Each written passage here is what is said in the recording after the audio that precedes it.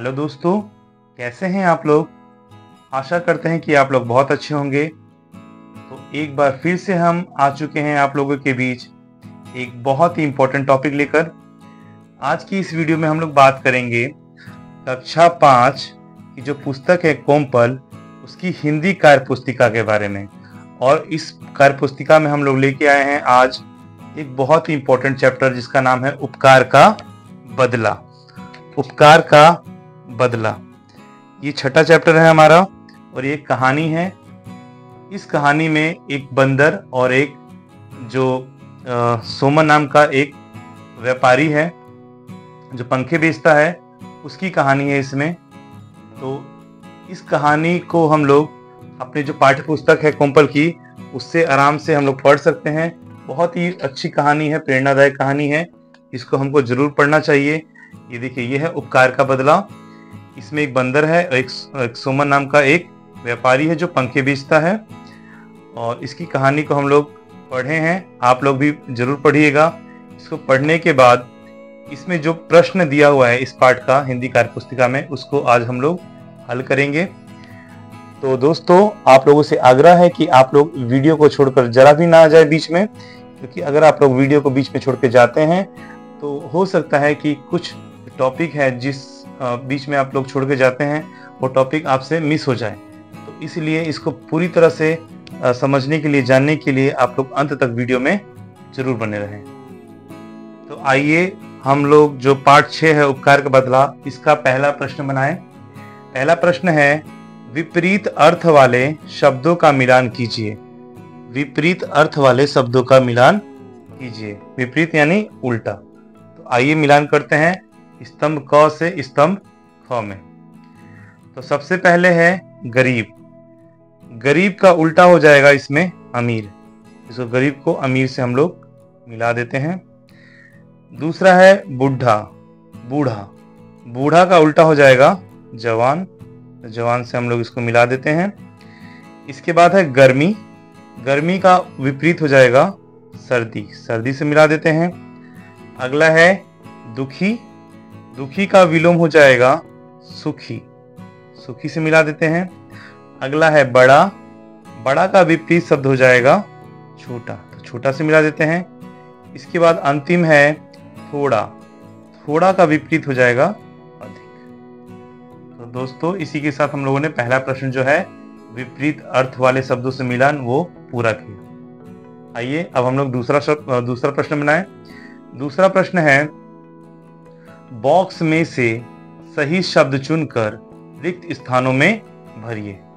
तो देखिए, ये बॉक्स में कुछ शब्द दिए हुए हैं और यहाँ पे कुछ एक वाक्य दिया हुआ है। ये वाक्य जो है इसी चैप्टर से है, उपकार के बदले के चैप्टर से है, इसी पाठ से है। हमको इसमें जो सही चीज है, जो सही शब्द है, वो चुनकर इसमें भरना है। तो आइए हम लोग भरते हैं। तो सबसे पहले है, एक दिन दोपहर के समय सोमन क्या कर रहा था? के नीचे बैठा था। किसके नीचे? पेड़ के नीचे। पेड़ के नीचे बैठा हुआ था।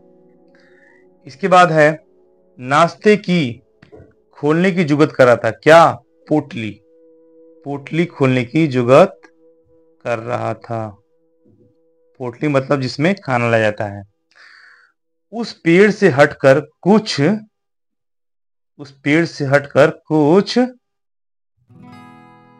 दूरी पर एक पुराना बगीचा था जिसमें किसका? बंदरों का बसेरा था। बंदरों का बसेरा था। उनमें से एक मोटा सा बंदर। उनमें से एक मोटा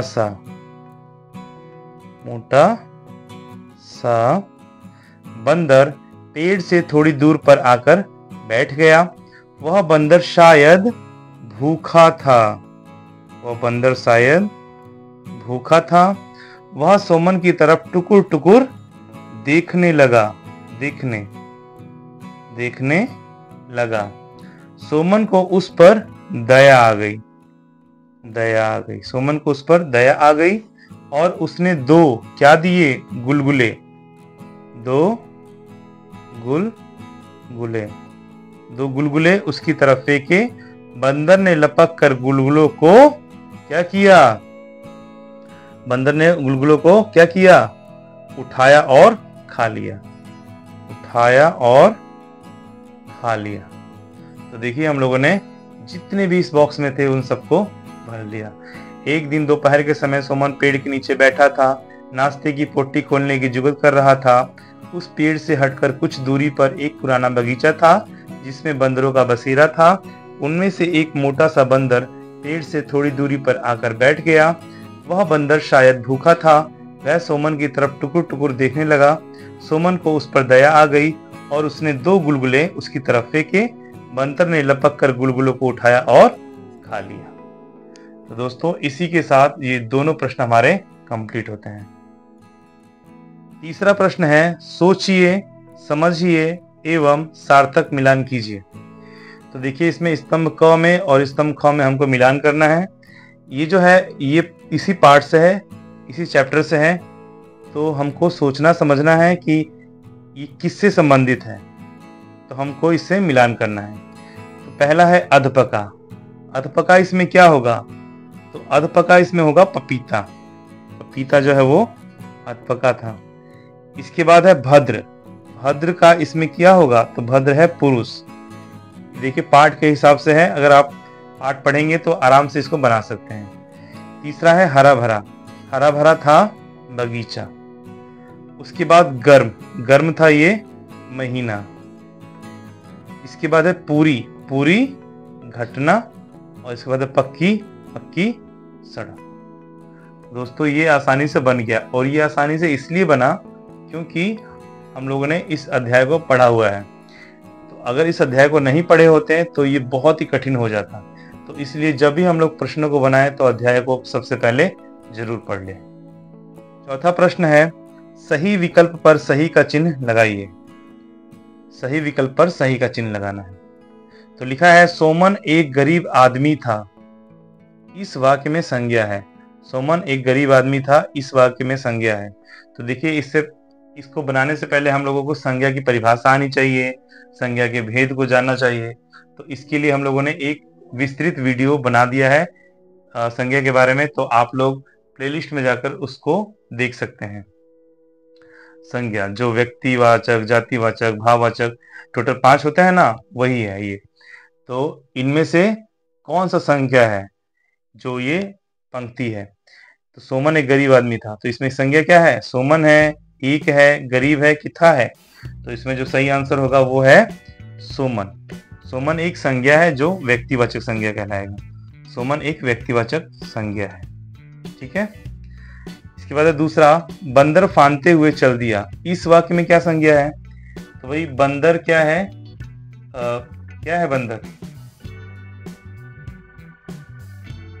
तो इसमें क्या होगा संज्ञा, तो इसमें संज्ञा होगा बंदर। बंदर क्या है इसमें, तो बंदर इसमें है जातिवाचक संज्ञा। जातिवाचक जो बंदरों की जाति का बोध करा रहा है। इसके बाद है कुछ समय बीता होगा। इस वाक्य में संज्ञा है, तो इसमें होगा समय। समय है एक भाववाचक संज्ञा है जो दिखाई नहीं देता लेकिन महसूस होता है। इसके बाद है एक बड़ा अधपका पपीता था। एक बड़ा अधपका पपीता था। इस वाक्य में क्या संज्ञा है, तो इसमें हो जाएगा पपीता। पपीता क्यों होगा, क्योंकि एक जातिवाचक संज्ञा है जो पपीते की समस्त जाति का बोध करा रहा है। इसके बाद है उसने पपीते को देखा। इस वाक्य में संज्ञा क्या है, तो इस वाक्य में संज्ञा है पपीता। पपीता इसलिए है क्योंकि एक जातिवाचक संज्ञा है। तो दोस्तों इसी के साथ ये जो प्रश्न है हमारा कंप्लीट होता है। 5वां प्रश्न है, समान अर्थ वाले शब्दों का मिलान कीजिए। तो देखिए हमको कचहरी और जो कचहरी वाला है स्तंभ, यानी स्तंभ क और स्तंभ ख, इन दोनों में हमको क्या करना है, मिलान करना है। आइए मिलान करते हैं। पहला है कचहरी। कचहरी का जो होगा समान अर्थ वो हो जाएगा अदालत। अदालत से इसको मिला देते हैं। दूसरा है भद्र। भद्र का मतलब होता है अच्छा। इसके बाद है भांति।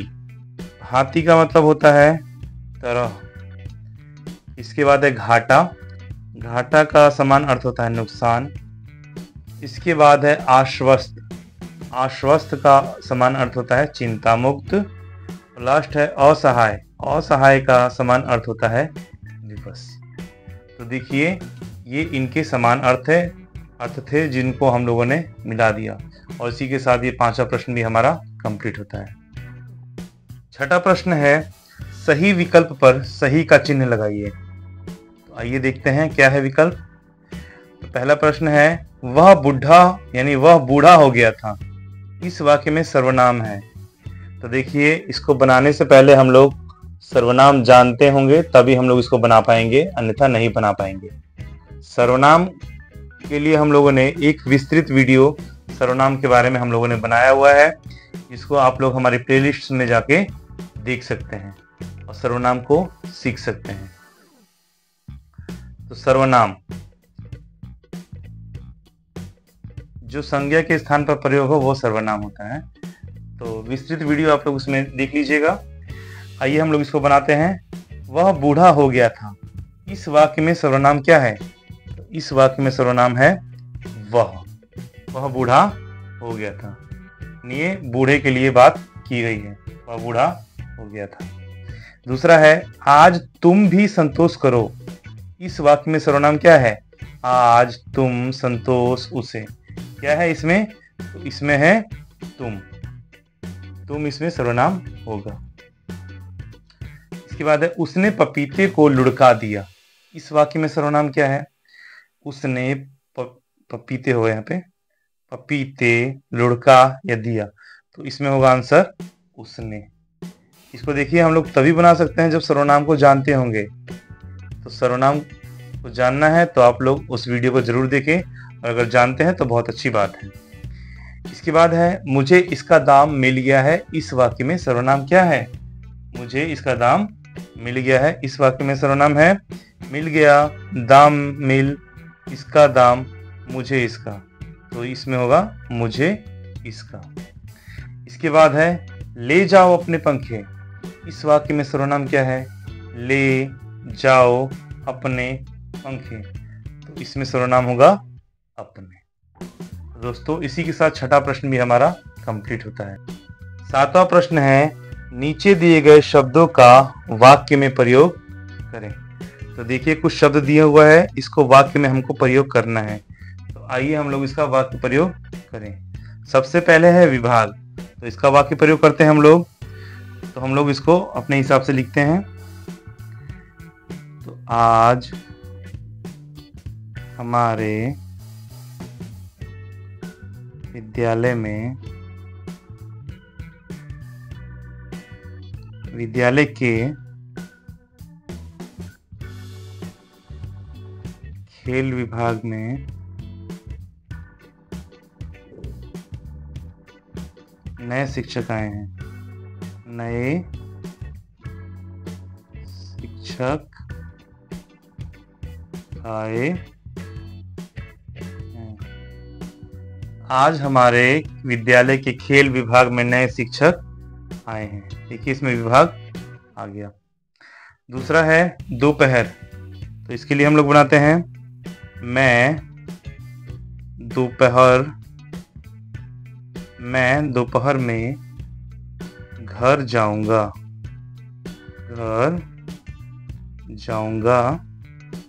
और खाना खाऊंगा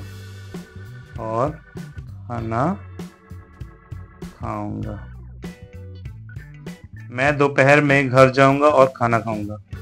दोपहर भी आ गया इसमें। अगला है छिलका, तो इसके लिए लिखेंगे, केले का छिलका उतारकर मैंने केला खाया।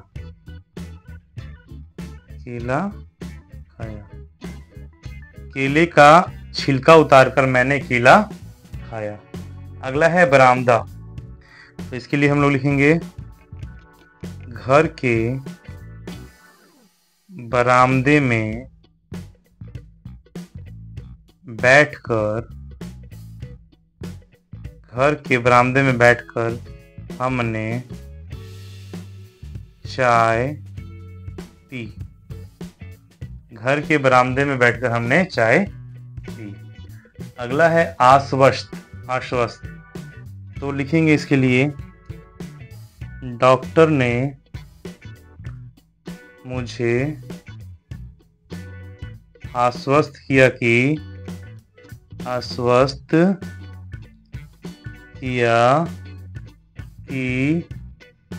मैं जल्दी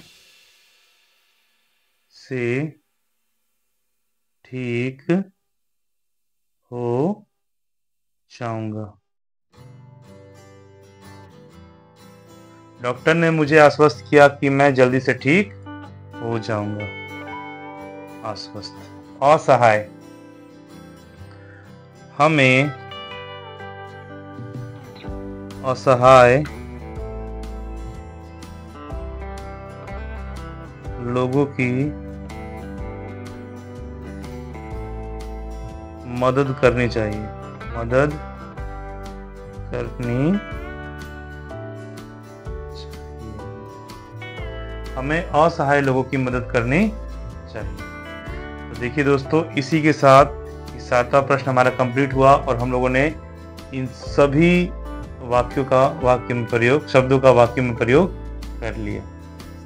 प्रश्न है, सही विकल्प पर सही का चिन्ह लगाइए। तो ये देखते हैं, आज उसका दिल छोटा था। इस वाक्य में विशेषण सूचक क्या है? तो देखिए यहाँ पे विशेषण आया है। विशेषण का जो प्रश्न है ये, इसको बनाने से पहले हमको विशेषण के बारे में जानना जरूरी है। जब तक हम लोग विशेषण को नहीं जानेंगे ना, तब तक ये सवाल हमारा नहीं बन पाएगा। जो लोग जानते हैं विशेषण की परिभाषा, विशेषण के भेद, उनके लिए तो आसान है, किंतु जो नहीं जानते हैं उनके लिए काफ़ी कठिन होने वाला है। तो इसीलिए हम लोगों ने विशेषण का भी वीडियो बना दिया है। आप लोग प्लेलिस्ट में जाके विशेषण का वीडियो देख सकते हैं। वैसे आपको बता दें, जो संज्ञा सर्वनाम की विशेषता बताता है वो विशेषण कहलाता है। तो आइए इसको बनाते हैं। आज उसका दिल छोटा था। इस वाक्य में विशेषण सूचक क्या है? आज था दिल छोटा, तो इसमें विशेषण होगा छोटा। छोटा क्या कर रहा है? दिल की विशेषता को बता रहा है। ये दिल तो है लेकिन कैसा है?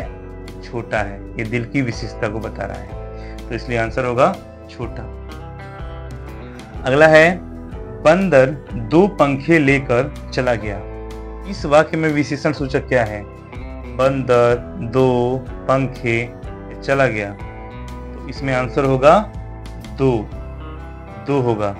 2 क्यों होगा? कि पंखे तो लेकर गया लेकिन कितने गया? 2 गया। ये एक संख्यावाचक विशेषण है।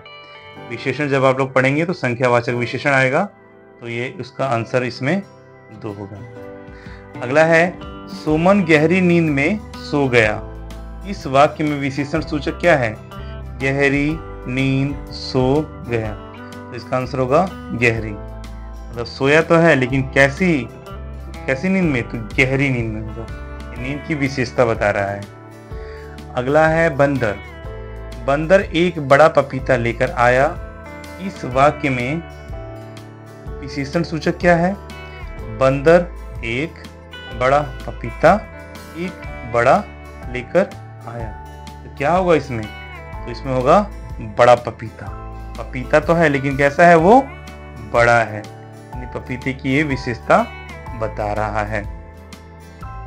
उसी प्रकार से है अगला, 5 रुपए का एक सिक्का निकाला। इस वाक्य में विशेषण सूचक शब्द क्या है?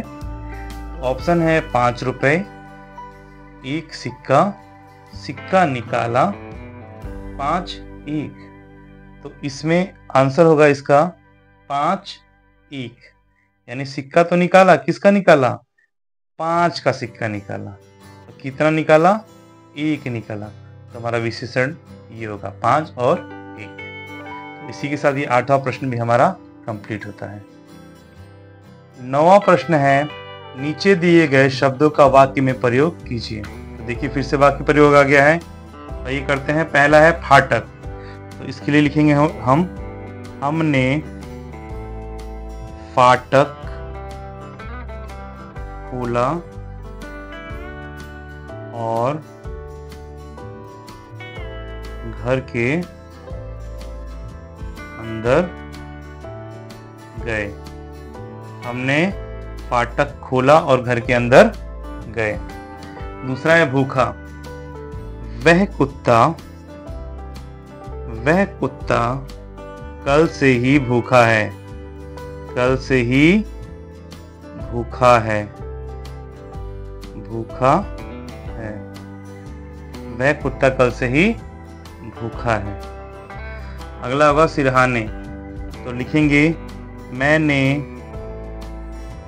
तकिया सिरहाने रखा और सो गया।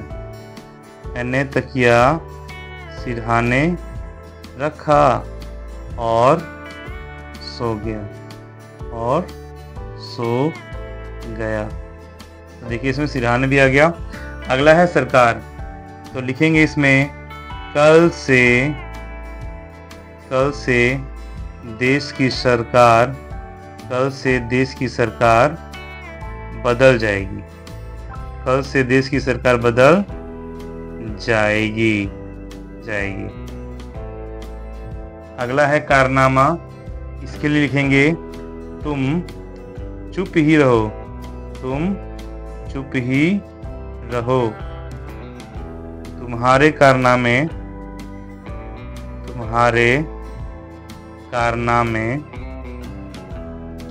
हर कोई जानता है। तुम्हारे कारनामे हर कोई जानता है।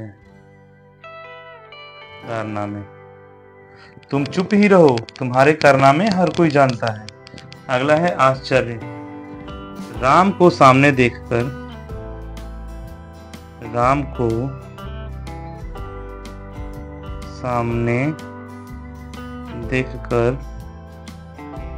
मुझे बहुत आश्चर्य हुआ।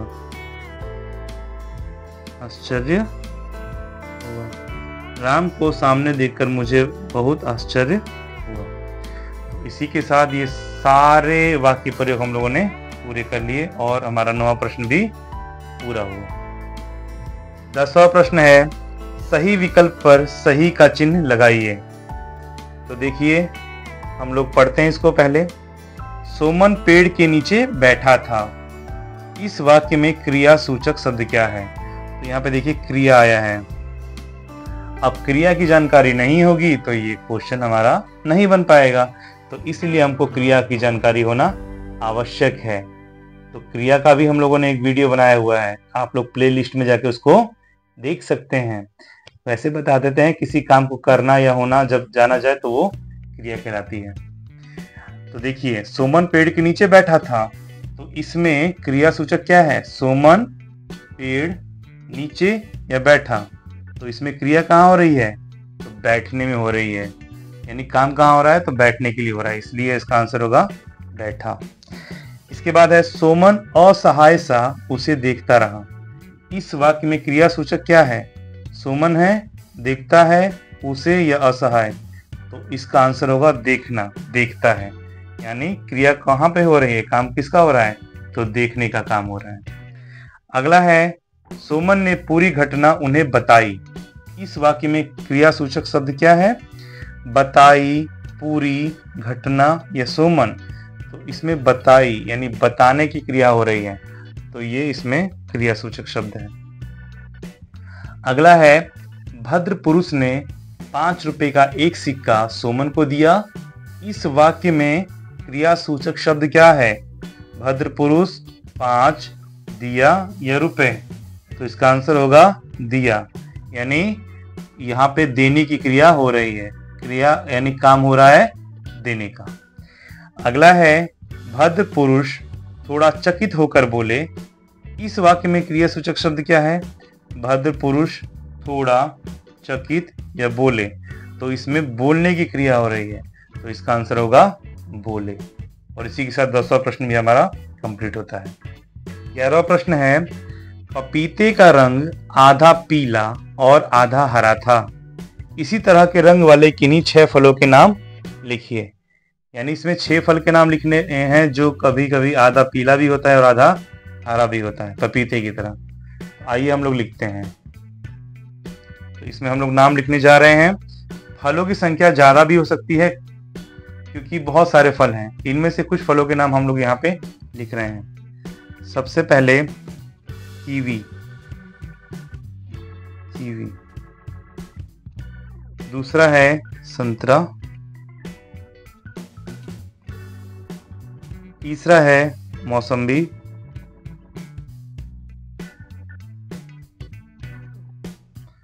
चौथा है अंगूर। पांचवा है नाशपाती। और छठा है अमरूद। यहाँ पे कीवी देखिए, कीवी जो है आधा पीला होता है और आधा हरा होता है।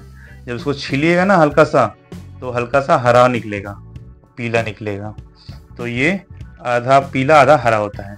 संतरा भी वैसा ही होता है, हरा होता है और अंदर से कभी कभी हरा होता है और कभी कभी पीला भी होता है। तो इसके बाद तीसरा है मौसम्बी का भी यही हाल है, हरा पीला वो भी होता है। अंगूर जो है वो भी जो आधा पीला होता है और आधा हरा होता है। नाशपाती भी है, आधा पीला होता है और आधा हरा होता है। अमरूद जो है वो बाहर से हरा होता है और अंदर से पीला होता है। तो ये टोटल 6 फल हैं जो कभी इनका रंग आधा पीला और आधा हरा होता है। इसी के साथ 11वां प्रश्न भी हमारा कंप्लीट होता है। 12वां और अंतिम प्रश्न है, उपयुक्त शब्द चुनकर खाली स्थानों में भरिए। तो देखिए यहाँ पे कुछ लाइन दिया हुआ है, इसमें खाली स्थान है और यहाँ पे 2 ऑप्शन दिए हुए हैं। इनमें से सही ऑप्शन छाट के हमको इसमें भरना है। पाठ के अनुसार ही है इसलिए इसको हम लोग आराम से भर सकते हैं। तो लिखा है, सोमन खाली स्थान के महीने में ताड़ बेचता था। किस महीने में ताड़ बेचता था? तो सोमन जो है वो गर्मी के महीने में, गर्मी के महीने में ताड़ के पंखे बेचता था। अगला है, सोमन थक कर पेड़ के नीचे करने लगा, क्या विश्राम या श्रम? तो विश्राम करने लगा। सोमन पेड़ के नीचे थक कर क्या करने लगा? विश्राम करने लगा। इसके बाद है, बंदर खाली स्थान हुए भागता है, कैसे? सरकते हुए, फांदते हुए। तो बंदर जो है वो फांदते हुए भागता है, फांदते हुए। इसके बाद है, सोमन चापाकल पर जाकर पानी या चा पी लिया, क्या पी लिया? पानी पी लिया। चापाकल पर पानी पी लिया। इसके बाद है, सोमन थका हुआ था, उसकी लग गई, क्या? कान की आंख। तो उसकी आंख लग गई। लास्ट वाला है, बंदर द्वारा पंखे लेकर भाग जाने के बाद सोमन क्या हो गया? दुखी हुआ कि खुश हुआ? तो सोमन जो है वो पंखे लेकर भागने पर दुखी हो गया। और इसी के साथ ही हमारा 12 प्रश्न भी कंप्लीट हो गया। मित्रों, इसी के साथ जो हमारा ये चैप्टर है उपकार का बदला यहीं पर पूरी तरह से कंप्लीट होता है। इसके सारे प्रश्न यहीं पे पूरे होते हैं। हम लोगों ने कोशिश की कि इनके जितने भी प्रश्न आए उसको सरलता पूर्वक आपको बता दिया जाए और करवा दिया जाए। तो आशा है आपको ये सारी जानकारी अच्छी लगी होगी और आप लोग इसको और आगे भी शेयर करेंगे अपने दोस्तों के साथ, अपने छोटे छोटे बच्चों के साथ, अपने स्टूडेंट के साथ, ताकि उनको भी इसका लाभ मिल सके। तो दोस्तों, इसी के साथ हम लोग इस वीडियो को यहीं पे अंत देते हैं। आप लोग हमारे चैनल को यूं ही अपना प्यार देते रहें और चैनल को लाइक एवं सब्सक्राइब करते रहें। तब तक के लिए धन्यवाद।